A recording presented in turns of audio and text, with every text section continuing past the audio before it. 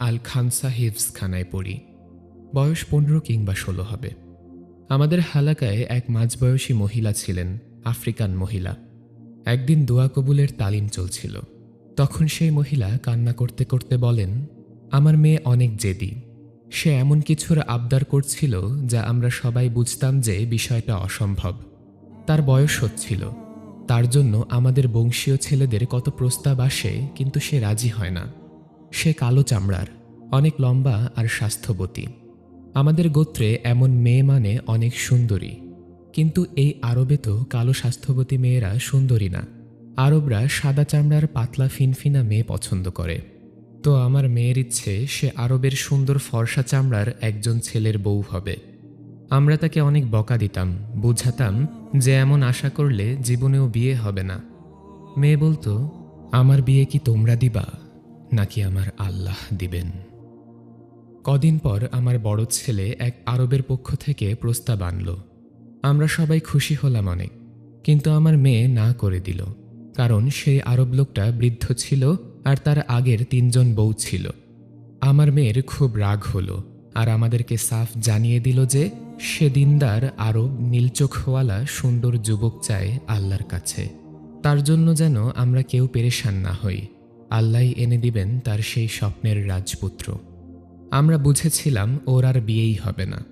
একে তো ওর কালো চামড়া, চেয়ে বসছে সুন্দর সাদা চামড়ার আরব।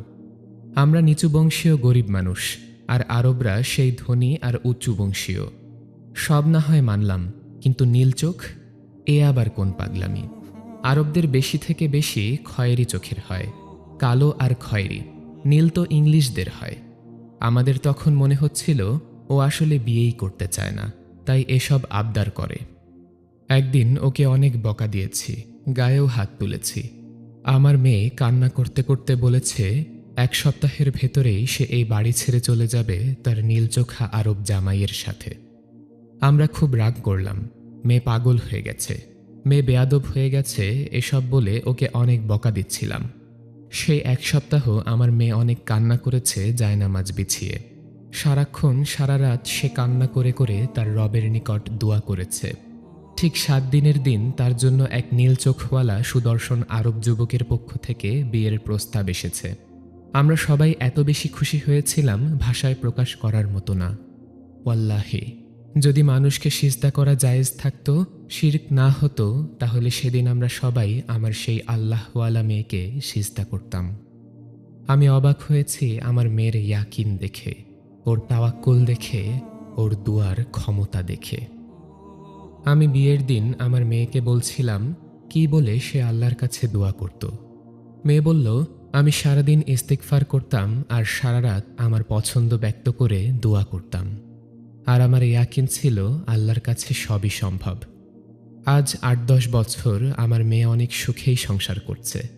ওদের বাচ্চাগুলো অনেক সুন্দর সুন্দর, কেউ সাদা, কেউ কালো, কেউ বা মাঝারি। কিন্তু মজার বিষয়, ওদের সবার চোখের রং নীল। আমরা সবাই একটা ঘোরের মাঝে চলে গিয়েছিলাম ভদ্রমহিলার এই গল্প শুনে। মহিলা প্রচুর কান্না করতে করতে গল্প বলছিলেন, আর আমরা মারাত্মক রকমের ইমোশনাল হয়ে পড়েছিলাম।